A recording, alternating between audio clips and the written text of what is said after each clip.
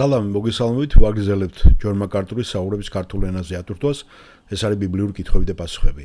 შემდეგ კითხვა ძალიან საინტერესოა და არასოდეს არ მომისმენია. მახსოვს რამოდენიმე კითხვა იყო ბატონი ჯონის რაღაცა პირად საკითხებზე, პირად ოჯახულზე რაღაც, მაგრამ ეს ძალიან უცნაურად მომეჩვენა და ძალიან საინტერესო სხვათა შორის. პირველად არის ეს კითხვა დასმული, თითქმის 1000-ზე მეტი კითხვა გვაქვს უკვე ჩვენ განხილული, ხო? ჯონ მაკარტური აფრთხილებს ხალხს, რომ უკვე დრო იწურება და უნდა ცოტა აჩქარდნენ და რამოდენიმე კითხვას გასცემს მარტო პასუხს, იმიტომ რომ დანარჩენი უნდა გადაიდოს. გამარჯობათ პასტორ მაკარტურ, მე ენდრიუ მქვია, ანუ ანდრია ქართულად ხო იცი ენდრიუ. ვიცი რომ როდესაც კითხვა-პასუხს ატარებთ, მიზანი ნამდვილად ის არის, რომ დაგისვათ კითხვა, მაგრამ მე ყოველთვის მაინტერესებდა, თქვენ რა კითხვას დასვავდით? აი ჩემი კითხვა. თუ უფალ იესოს WhatsApp-ე იქნებოდით მიწიერი მსახურების დროს და მოციქულებთან ერთად იქნებოდით, რა იქნებოდა თქვენი კითხვა მისადმი? ჯონ მაკარტური პასუხობს, მე მექნებოდა რამოდენიმე კითხვა. კითხვა ნომერი პირველი. უფალო, შეგიძლია უფრო მეტი გვიამბობთ თუ რა შემთხვევაში შეიძლება განქორწინება მოხდეს? რადგან ძალიან რთული იყო ყველა იმ საქმის გარკვევა იმ რამდენიმე წინადადებით. ამ საკითხს თუ ბოლომდე კიდე განგვიმარტავდით.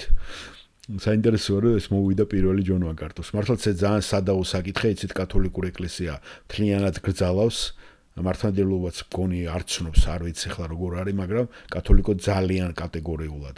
როცა პროტესტანტებში ეს ზოგან ძალიან ლიბერალური გახდა, იცით ხომ? და ამაზე სადაო იყო ებრაელებშიც ეს საკითხი. ეს იქნებოდა ერთ-ერთი კითხვა ამის ჯონი. მეორე კითხვა. უფალო მომეცი 30 წამიანი ახსნა თუ როგორ შევარიგო ადამიანის თავისუფალინება და ღვთაებრივი უზენაესობა. უბრალოდ მომეცი საშუალება გადავჭრა ყველა კალვინისტის დილემა. უბრალოდ მომეცი 30 წამი ამაზე. იცით ხომ კალვინისტების ეს არის რომ ყველაფერი, აბსოლუტურად ყველაფერი ეს ღმერთის ნება არის და ღმერთის სუვერენული პროვიდენციალურად მიდის ყველაფერი. და ადამიანს თავისი ნება არ გააჩნია. თუ აქვს ადამიანს თავისი ნება, ეს არ არის თავისუფალი ნება, ეს არის ცოდვისაკენ მიდრეკილი ნება. როცა მეორე კატეგორია არმენიანისტები ამ ადამიანის ნებას, ანუ არჩევანს აძლევენ პრიორიტეტს, რომ ადამიანს აქვს არჩეოს ხსნა და აირჩიოს გადარჩენა. როცა კალვინისტები ამას კატეგორიულად ეწინააღმდეგებიან.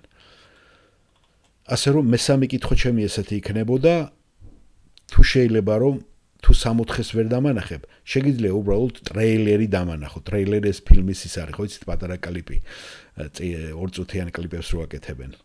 შეგიძლია თუ არა უბრალოდ დავინახო თუ როგორია ის. რადგან ვფიქრობ, რომ ეს ძალიან დიდებულ მოლოდინს შემოიტანდა და ევანგელიზმი სრულიად განსხვავებული იქნებოდა. უფრო მეტად ადამიანები უფრო მეტად შეიძლება მოტივირებული გამხდარიყვნენ. ასე რომ მე ასეთი კითხვები მომდის თავში. ასე რომ კიდევ კითხვას, რამდენიმე კითხვას ცოტა განმარტება საჭირო. მაგალითად, ყველაზე დიდი კითხვა ყოველთვის მაწუხებდა, რომ არის ეს, როგორ შეიძლება შენ წმინდა ღმერთო აიტანო შენი წმინდა სახელის ესეთი შეურაცხყოფა და როგორ შეგიძლია აიტანო შენი წმინდა სიტყვის ასეთი შეურაცხყოფა და დამახინჯება.